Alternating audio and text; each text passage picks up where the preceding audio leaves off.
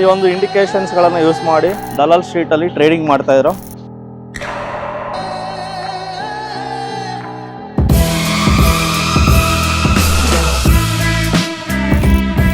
ಈ ಒಂದು hand symbol ಇಂದ ಬೈ ಅಂತ ಹೇಳ್ತಾ ಇದ್ದಾರೆ. ಸೊ ಸೆಲ್ ಸಿಗ್ನಲ್ ಇದೆ ಇಲ್ಲಿ, ಇದು cell signal number 50. ಹಿಂಗಂದ್ರೆ 1 time rotation ಮಾಡಿದ್ರೆ 10, 2 ಟೈಮ್ ರೊಟೇಷನ್ ಮಾಡಿದ್ರೆ 100. ಜಸ್ಟ್ ಹಿಂಗ್ ತೋರಿಸಿದ್ರೆ 15 ಶೇರ್ಸು, ಹಿಂಗಂದ್ರೆ 150 ಶೇರ್ಸು. ಈ ತರ ಅಂದ್ರೆ 2 ಶೇರ್ಸು, ರೊಟೇಷನ್ ಮಾಡಿದ್ರೆ 20 ಶೇರ್ಸು, ಇನ್ನೊಂದ್ಸತಿ ರೊಟೇಷನ್ ಮಾಡಿದ್ರೆ 200 ಶೇರ್ಸ್. ಇದು 25 ರೊಟೇಷನ್ ಮಾಡಿದ್ರೆ 250, 5 ರೊಟೇಷನ್ ಮಾಡಿದ್ರೆ 500 ಶೇರ್ಸ್. ಸೊ ನಮ್ಮ ದೇಶದಲ್ಲಿ ಈ ಬುಲ್ಲನ್ನ ಮೇಯಿಸಿ 100ರಲ್ಲಿ ಇದ್ದಿದ್ದು ಇವತ್ತು 26,000ಕ್ಕೆ ಹೋಗಿ ಟಚ್ ಆಗಿದೆ ಬುಲ್ಲು. ಈ ಬುಲ್ಲು ನೆಕ್ಸ್ಟ್ 1 ಲಕ್ಷಕ್ಕೆ ಹೋಗುತ್ತೆ. ನಿಮ್ಮ ದುಡ್ಡನ್ನು 10 ಪಟ್ಟು 100 ಪಟ್ಟು ಮಾಡೋ ಕೆಪಾಸಿಟಿ ಇರೋದು ಈ ಬುಲ್ಗೆ. ಈ ಬುಲ್ ಮೇಲೆ ದುಡ್ಡು ಹಾಕಿ ಈ ಬುಲ್ಲನ್ನ ಎಲ್ಲರೂ ಮೇಯಿಸ್ತಾ ಇದ್ದಾರೆ, ನೀವು ಮೇಯಿಸಿ.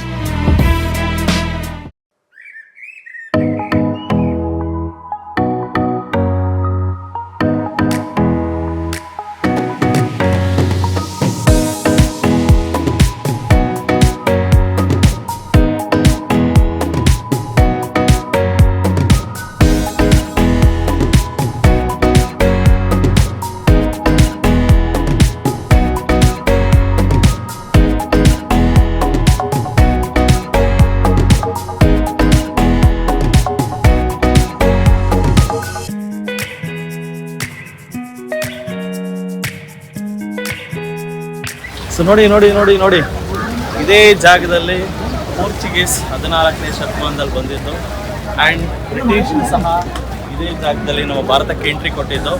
This is known as gate way of India. So ಇದನ್ನು ಗೇಟ್ ವೇ ಆಫ್ ಇಂಡಿಯಾ ಅಂತ ಕರೀತಾರೆ. ಇದು ಮುಂಬೈಯಲ್ಲಿರುತ್ತೆ. ಸೊ ಇಲ್ಲಿಂದ ಅವರ ದಾಳಿ ಸ್ಟಾರ್ಟ್ ಆಯಿತು. ಇಲ್ಲಿಂದ ಆಕ್ರಮಿಸ್ಕೊಂಡ್ರು ಭಾರತನ ಆಳಿದ್ರು 200 ವರ್ಷಕ್ಕಿಂತ ಹೆಚ್ಚಿಗೆ ಆಳಿದ್ರು ಬ್ರಿಟಿಷರು. ಇದೆಲ್ಲ ಸ್ಟಾರ್ಟ್ ಆಗಿದ್ದು ಇದೇ ಒಂದು ಫೋರ್ಟಿಂದ. ಸೊ ಇಲ್ಲಿಂದ ನೀವು ನೋಡ್ಬೋದು ಪೋರ್ಚುಗೀಸ್ ಕಂಡಿಡಿದಂಥ ಒಂದು ಮಾರ್ಗವನ್ನು ಬ್ರಿಟಿಷರು ಕಂಡುಹಿಡ್ಕೊಂಡು ನಮ್ಮ ಮುಂಬೈ ನಗರಕ್ಕೆ ಬಂದು ಈ ನಗರವನ್ನು ಬಾಂಬೆ ಅಂತ ನಾಮಕರಣ ಮಾಡಿದ್ರು. ಸೊ ಈ ಬಾಂಬೆ ಅಂತ ಹೆಸರು ನಾಮಕರಣ ಮಾಡಿದೆ ಬ್ರಿಟಿಷರು. ಬಾಂಬೆ ಇವತ್ತು ಇಷ್ಟು ದೊಡ್ಡದಾಗಿ ಬೆಳೆದಿದೆ. ಆ್ಯಂಡ್ ಯಾವ ಥರ ಒಂದು ಸ್ಟಾಕ್ ಮಾರ್ಕೆಟ್ನ ಸೃಷ್ಟಿ ಮಾಡಿದೆ ಬ್ರಿಟಿಷರು. ಈ ಸ್ಟಾಕ್ ಮಾರ್ಕೆಟ್ ಅನ್ನೋದು ಇಲ್ಲಿ ಇನ್ಫ್ಲೂಯೆನ್ಸ್ ಆಗಿ ಬಾಂಬೆಗೂ ಸಹ ಬಂತು. ಬಾಂಬೆ ಸ್ಟಾಕ್ ಎಕ್ಸ್ಚೇಂಜ್ ಕ್ರಿಯೇಟ್ ಆಯಿತು. ತುಂಬ ಜನ ಮುಂಬೈಯಲ್ಲೂ ಸಹ ಸ್ಟಾಕ್ ಮಾರ್ಕೆಟ್ ನಾಲೆಜ್ ಅರ್ಧಂಬರ್ಧ ಇಟ್ಕೊಂಡು ದುಡ್ಡನ್ನ ಕಳ್ಕೊತಾ ಇದ್ದಾರೆ. And one of my friend ಅವರು ಮುಂಬೈಯಲ್ಲೇ ಇರ್ತಾರೆ, ನನ್ನ ಹಳೆ ಕಂಪ್ನಿಯಲ್ಲಿ ಕೆಲಸ ಮಾಡ್ತಾ ಇರ್ತಾರೆ. ಅವರು ಕರೆ ಮಾಡ್ತಾರೆ, ಮುಂಬೈಯಲ್ಲಿ ಯಾಕೆ ನೀವು ಒಂದು TD ಅಕಾಡೆಮಿ ಬ್ರಾಂಚ್ ಮಾಡಬಾರ್ದು, ಬಿಕಾಸ್ ಇಲ್ಲಿ ಪ್ರಾಕ್ಟಿಕಲ್ ನಾಲೆಜ್ ಕೊಡೋರಿಲ್ಲ ಮುಂಬೈಯಲ್ಲಿ. ಮುಂಬೈಯಲ್ಲಿ ಏನಾದರೂ ಥಿಯರಿಟಿಕಲ್ ನಾಲೆಜ್ ಇದೆ. ಆ್ಯಂಡ್ ಯಾರು ತಾತ ಮಗನಿಗೆ ಹೇಳ್ಕೊಡ್ತಾನೆ, ಮಗನಿಗೆ ಮೊಮ್ಮಗನಿಗೆ ಹೇಳ್ಕೊಡ್ತಾನೆ, ಈ ಥರ ನಡೀತಾ ಇದೆ. ಸೊ ಒಂದು ಪ್ರಾಪರಾಗಿ ಮುಂಬೈಯಲ್ಲಿ ಸ್ಟಾಕ್ ಮಾರ್ಕೆಟ್ ಹೇಳ್ಕೊಡೋರಿಲ್ಲ. ಅದನ್ನು ನಾನು ಯಾಕೆ ಹೇಳ್ಕೊಡ್ಬಾರ್ದು? ಒಂದು ಕರ್ನಾಟಕದ ಒಂದು ಹುಡುಗನಾಗಿ ಕನ್ನಡದಲ್ಲಿ ನಮ್ಮ ರಾಜ್ಯದಲ್ಲಿ ಇವತ್ತು 5 ಬ್ರಾಂಚ್ ಓಪನ್ ಮಾಡಿದ್ದೀವಿ. ಇನ್ನೊಂದು ಫ್ಯೂ ಮಂತ್ಸಲ್ಲಿ ಇನ್ನೊಂದು 5 ಬ್ರಾಂಚ್ ಓಪನ್ ಆಗುತ್ತೆ. ಈ ಥರ ಮುಂಬೈನಂಥ ನಗರದಲ್ಲಿ ಸ್ಟಾಕ್ ಮಾರ್ಕೆಟ್ ಹೇಳ್ಕೊಡೋರಿಲ್ಲ. ಅರ್ಧಂಬರ್ಧ ನಾಲೆಜ್ ಇದೆ, ಪ್ರಾಕ್ಟಿಕಲ್ಸ್ ಹೇಳೋರಿಲ್ಲ, ಆಫ್ಲೈನ್ ಟ್ರೈನಿಂಗ್ಸೇ ಇಲ್ಲ ಮುಂಬೈನಲ್ಲಿ. ಇದ್ರೂ ಸಹ ಅಫೋರ್ಡ್ ಮಾಡೋಕ್ಕಾಗ್ತಾಯಿಲ್ಲ ಜನಗಳಿಗೆ. ಮುಂಬೈನಲ್ಲಿ ಸಹ cost of living is very high. So ಯಾಕೆ ನಮ್ಮ TD ಅಕಾಡೆಮಿ ಬ್ರಾಂಚ್ ಮುಂಬೈ ಬರಬಾರ್ದು? ಇಲ್ಲಿ ತುಂಬ ಜನ ದುಡ್ಡು ಕಳ್ಕೊತಾ ಇರೋರನ್ನ ಏನಾದ್ರು ಒಂದು ಮಾಡಿ ಈ ಜನಕ್ಕೂ ಸಹ ಒಂದು ಸೇವೆ ಸಲ್ಲಿಸಬೇಕು ಅಂತ ಯೋಚನೆ ಮಾಡ್ತಾಯಿದ್ದೀನಿ. ನೋಡೋಣ, ಇವತ್ತು ನಾಳೆ ಮುಂಬೈ ಟೂರ್ ಮಾಡ್ತೀನಿ. ಸೊ ಈ ಒಂದು ಸ್ಟಾಕ್ ಮಾರ್ಕೆಟ್ನ ಸ್ಟಾರ್ಟ್ ಮಾಡಿದ್ದಾರೋ ಬ್ರಿಟಿಷರು, ಅವರು ನಮ್ಮ ದೇಶಕ್ಕೂ ಸಹ ಸ್ಟಾಕ್ ಮಾರ್ಕೆಟ್ನ ಇಂಟ್ರೊಡ್ಯೂಸ್ ಮಾಡಿದ್ರು. ಆ್ಯಂಡ್ ಇವತ್ತು ನಮ್ಮ ದೇಶದಲ್ಲಿ ಸ್ಟಾಕ್ ಮಾರ್ಕೆಟಿಂದ ತುಂಬ ಜನ ದುಡ್ಡು ಮಾಡ್ತಾ ಇದ್ದಾರೆ. दिल है मुश्किल जीना यहाँ जरा हट के जरा बच के ये है बम्बे मेरी जान हो ही हा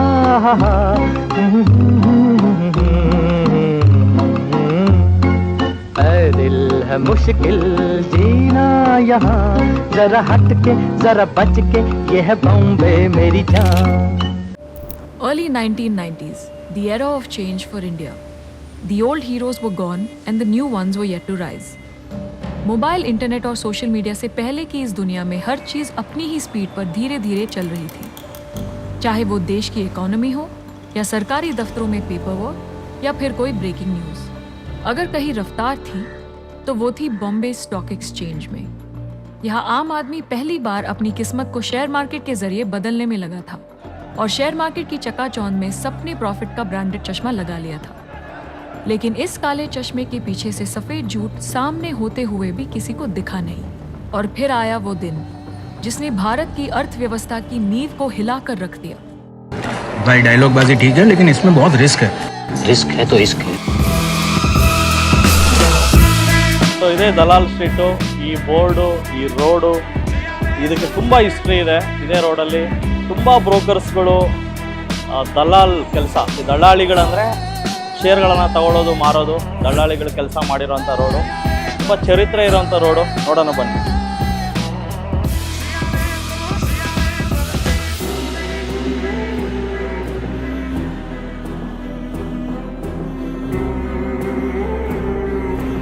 this is a very famous building, Bombay stock exchange.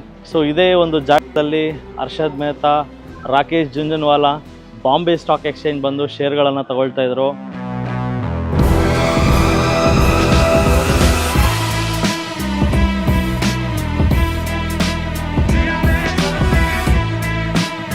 ಇವತ್ತು ನೋಡ್ಬೋದು, ಶೇರ್ ತಗೊಳ್ಳೋದಕ್ಕೆ ಯಾರೂ ಬಾಂಬೆ ಸ್ಟಾಕ್ ಎಕ್ಸ್ಚೇಂಜ್ ಹತ್ರ ಬರಲ್ಲ.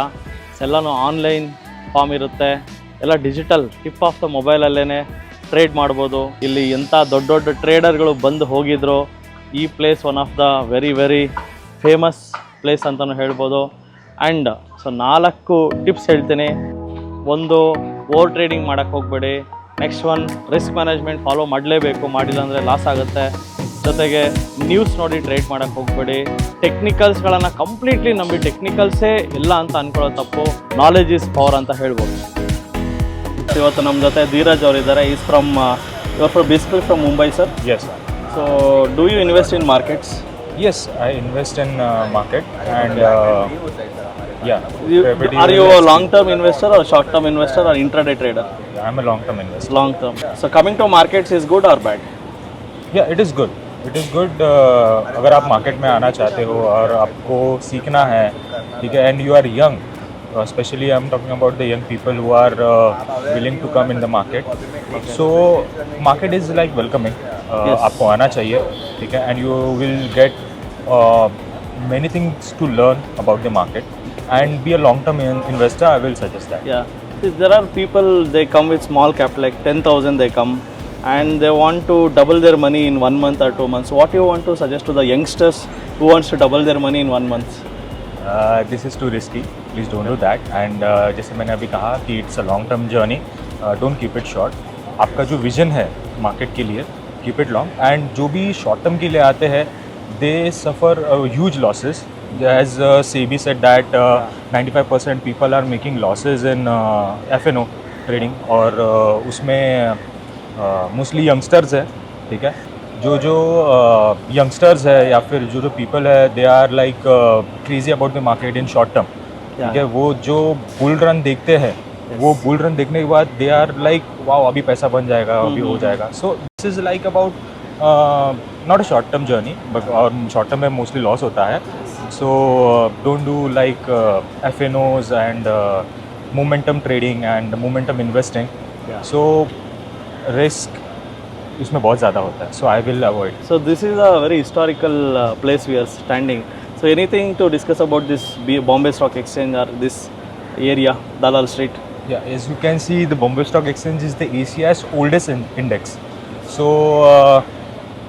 you get the vintage vibe. आपको यहाँ पे feel बहुत vintage वाला आता है.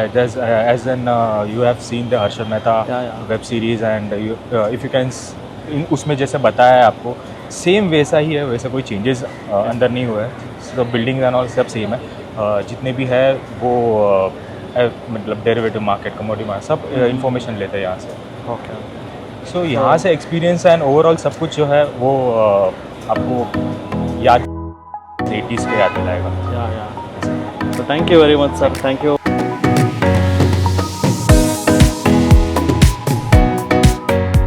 How you feel about markets? Investor or trader? We are both investor and trader, दोनों हैं हम. पर मेरे हिसाब से सबसे बेस्ट पार्ट है इन्वेस्टमेंट. Okay. मार्केट के अंदर। ट्रेडर ज़्यादातर पैसा 80-90% लोग पैसा डुबाते हैं। तो मेरे हिसाब से ट्रेडिंग करना बहुत डेंजरस है ऐसा। और इन्वेस्टमेंट करना सबसे बेस्ट है, और वो भी 4 इयर्स 5 इयर्स के 3 इयर्स 5 इयर्स 2 इयर्स वो सब बेस्ट रहेगा।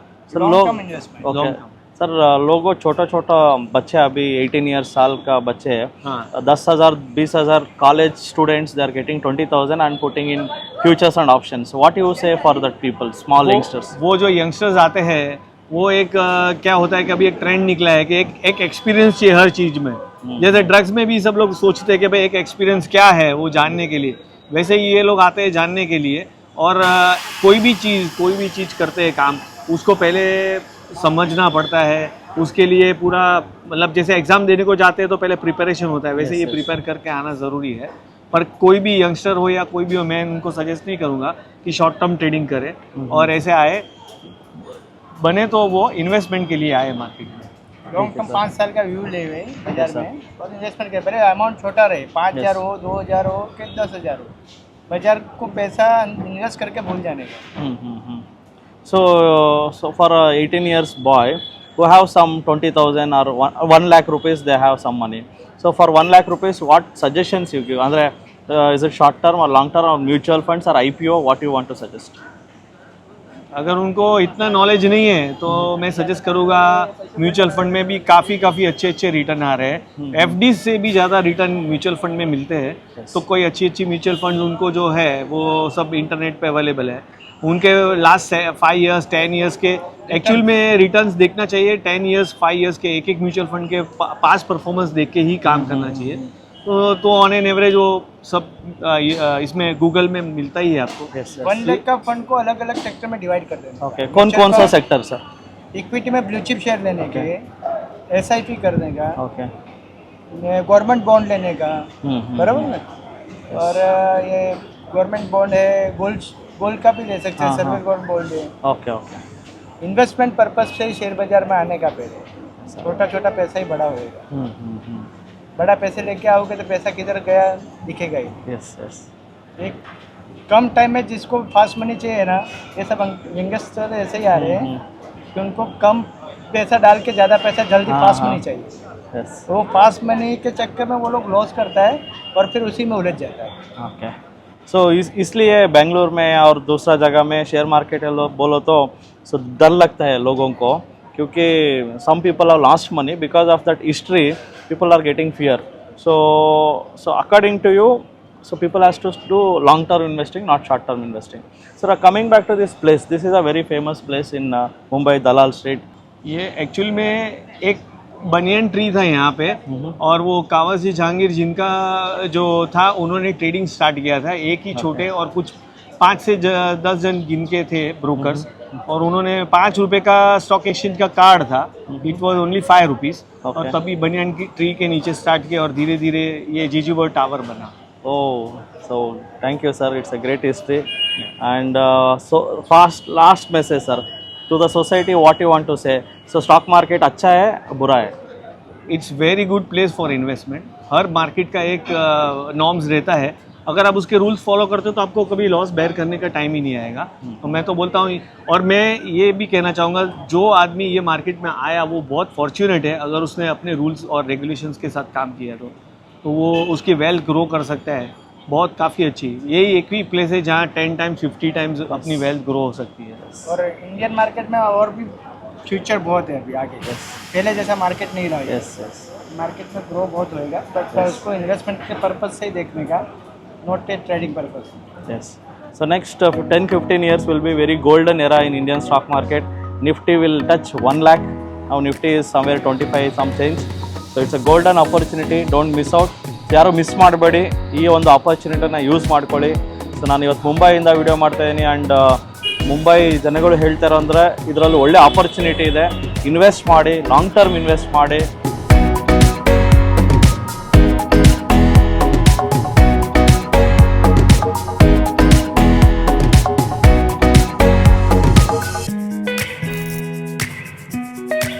ದಲಾಲ್ ಸ್ಟ್ರೀಟಲ್ಲಿ ಇದೊಂದು ಸಿಗ್ನೇಚರ್ ಇದೆ, ಅಂದರೆ ಹಿಂಗೆ ಅಂದರೆ ಬೈ.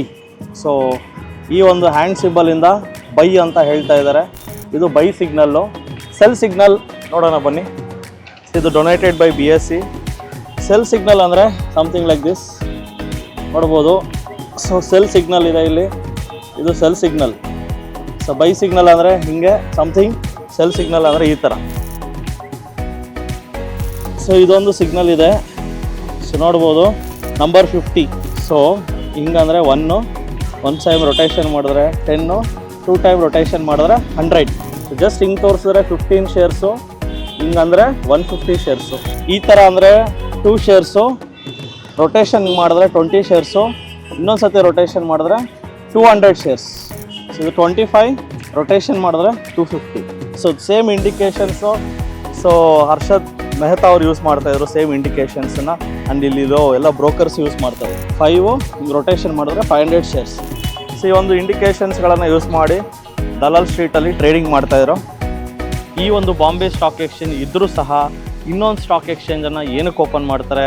ಇದಕ್ಕೆಲ್ಲ reason 1992 scam, Harshad Mehta scam. ಆ ಒಂದು ಹೊಸ ಸ್ಟಾಕ್ ಎಕ್ಸ್ಚೇಂಜ್ ಎಲ್ಲಿದೆ, ಹೇಗಿದೆ ನೋಡೋಣ ಬನ್ನಿ. 1992ರಲ್ಲಿ ಇನ್ನೊಂದು ಸ್ಟಾಕ್ ಎಕ್ಸ್ಚೇಂಜ್ ಕ್ರಿಯೇಟ್ ಆಗುತ್ತೆ. ಬಿಕಾಸ್ ಬಾಂಬೆ ಸ್ಟಾಕ್ ಎಕ್ಸ್ಚೇಂಜಲ್ಲಿ ಟ್ರಾನ್ಸ್ಪರೆನ್ಸಿ ಇರಲಿಲ್ಲ. ಸೊ ಆ ಟ್ರಾನ್ಸ್ಪರೆನ್ಸಿ ಇದೆ. ಸೊ ಒಂದು ಎಥಿಕಲ್ ಆಗಿ ಜೆನ್ಯೂನ್ ಆಗಿ one of the good stock exchange ಅಂತ ಮಾಡಬೇಕಂತ ಸರ್ಕಾರದವರು ನ್ಯಾಷನಲ್ ಸ್ಟಾಕ್ ಎಕ್ಸ್ಚೇಂಜನ್ನ ಮಾಡಿದ್ರು. So national stock exchange meaning ಬಂದೆ ಟ್ರಾನ್ಸ್ಪರೆನ್ಸಿ. ಸೊ ಆ ಬಿಲ್ಡಿಂಗ್ ನೀವು ನೋಡ್ಬೋದು ಎಲ್ಲ ಗ್ಲಾಸಸ್ಸಿಂದ ಮಾಡಿದ್ದಾರೆ. ಯಾಕಂದರೆ ಟ್ರಾನ್ಸ್ಪರೆಂಟಾಗಿರಲಿ, ಇಲ್ಲಿ ಯಾವುದೇ ರೀತಿಯಾದ ಮೋಸ ಸ್ಕ್ಯಾಮ್ ಇಲ್ಲ ಅಂತ ಪ್ರೂವ್ ಮಾಡೋದಕ್ಕೆ ನ್ಯಾಷನಲ್ ಸ್ಟಾಕ್ ಎಕ್ಸ್ಚೇಂಜ್ ಉಟ್ಕೊಂತು. ಸೊ ಅಲ್ಲಿಂದ ಇಲ್ಲಿವರೆಗೂ one of the very genuine stock exchange. ಎಲ್ಲೂ ಸಹ ಯಾವುದೇ ರೀತಿಯಾದ ನೋ ಸ್ಕ್ಯಾಮ್ಸ್ ಅಂತಲೇ ಹೇಳ್ಬೋದು. ಸೊ ಇಂಡಿಯಾ ಇಸ್ ನಾವು ಸ್ಕ್ಯಾಮ್ ಫ್ರೀ ಅಂತಲೇ ಹೇಳ್ಬೋದು. ಎಲ್ಲೋ ಸಣ್ಣ ಪುಟ್ಟ ಸ್ಕ್ಯಾಮ್ಗಳು ಆಗ್ಬೋದು ಸ್ಟಾಕ್ ಮಾರ್ಕೆಟಲ್ಲಿ. ಅದು ಬಿಟ್ಟರೆ ಸ್ಟಾಕ್ ಮಾರ್ಕೆಟ್ ಈಸ್ ವೆರಿ ಒಳ್ಳೆ ಪ್ಲೇಸು. ಈ ಮಾರ್ಕೆಟಿಗೆ ಬಂದಷ್ಟು ನಿಮ್ಗೆ ಒಳ್ಳೆಯದು. ಇನ್ವೆಸ್ಟ್ಮೆಂಟ್ಗಳನ್ನು ಸ್ಟಾರ್ಟ್ ಮಾಡಿ. ಸೊ 1992 ಸ್ಥಾಪನೆ ಆಗಿದ್ದು NSEಯಲ್ಲಿ. ಇವತ್ತು 2100 ಕಂಪ್ನಿಗಳಿಗಿಂತ ಹೆಚ್ಚಿಗೆ ಕಂಪ್ನೀಸ್ ಲಿಸ್ಟ್ ಆಗಿದೆ. 1992 ಸ್ಟಾರ್ಟ್ ಆಗಿರೋ NSEಯಲ್ಲಿ ಇವತ್ತು 2100 ಕಂಪ್ನಿಗಳಿಗಿಂತ ಹೆಚ್ಚಿಗೆ ಇದೆ. ಈ ಎಲ್ಲ ಕಂಪ್ನಿಗಳು one of the very honest and very genuine ಕಂಪ್ನೀಸೇ ಆಗಿದೆ. Time for the beginners to enter the stock market right now. Let the market cool a bit, and it will cool a bit. Maybe 6 months from now, or maybe 8 months or 1 year. Nobody knows when. But when the market cool down, after that people can enter. But not now. People are taking a stock market. Is really stock market that bad? It's like a lottery ticket. Stock market is not like lottery ticket. Maybe after the corona, it has given a super duper returns. But this is not a reality. It is like a bubble burst.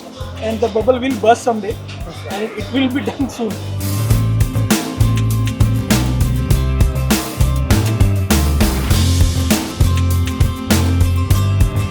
So ನನ್ನ friend ಒಬ್ಬರು ಮುಂಬೈಯಲ್ಲಿದ್ದಾರೆ. ಅವರು ಸಹ ಇಲ್ಲೊಂದು ಏನಾದ್ರು ಮಾಡು, ಈ ಮುಂಬೈಯಲ್ಲೂ ಸಹ ನಿಮ್ಗೆ ಏನಾದ್ರು ಈ ಮುಂಬೈ ಜನಕ್ಕೆ ಏನಾದ್ರು ಒಂದು ಒಳ್ಳೇದು ಮಾಡು, ಇಲ್ಲಿಗೂ ಜನಕ್ಕೆ ಎಜುಕೇಟ್ ಮಾಡು ಅಂತ ಹೇಳ್ತಾ ಇದ್ರು. ಅವ್ರ ಹೆಸರು Swapnil. Namaste Swapnil. Namaste. I want to ask you some random questions. So do you invest in stock market? Yes, very much. I do invest in stocks. Okay. So you are an active trader or passive trader? I am a passive trader, not that active, but yes, I do trade very frequently. Yeah. So you are basically a swing trader or intraday trader or long-term investor? I am basically a long-term investor. I don't work into intraday. Okay. Like it's better to stay a long-term investor. Okay. So see, in your friend circle, do you have any traders friends in Mumbai? Yes, very much. If you see Mumbai, it's full of traders. Like there are a lot of people who trade into the markets. Yes. Okay. So apart from this, your investments, any one of your family members also are investing into markets? Yes. My wife is also trading, so she's also into the markets. Okay. So usually, say stock market means people say, don't go, it's a risky field. So how about in your circle, what they are feeling? Right. So it has been the same mindset of people before. I think pre-COVID, everyone used to feel like it's a game, it's a gamble. But now the things and perspectives have changed post-COVID. Like everyone is investing, and I think people are making money out of it nowadays. Yes. So what do you suggest to the, to the society? What do you want to suggest it's good to come to market or it's bad to come to the stock market? Anytime, it's always good.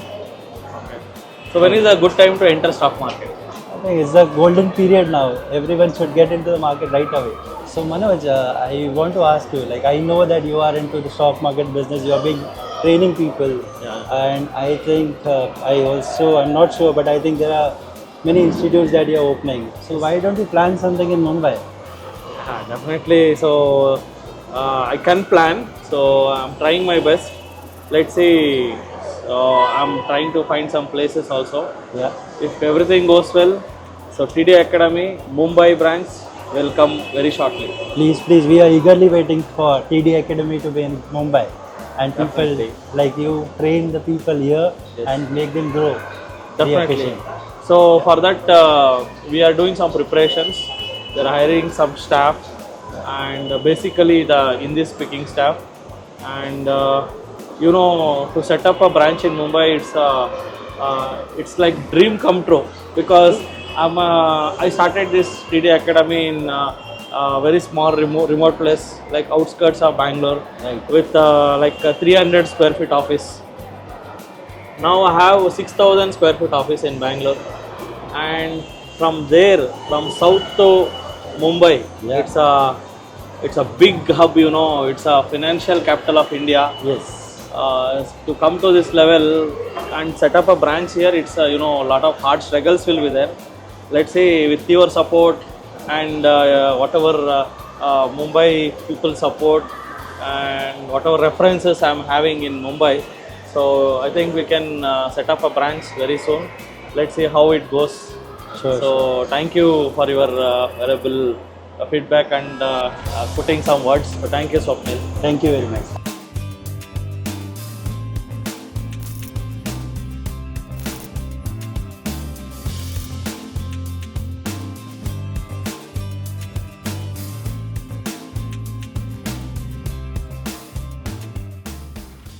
ನಮಸ್ತೆ ಕರ್ನಾಟಕ.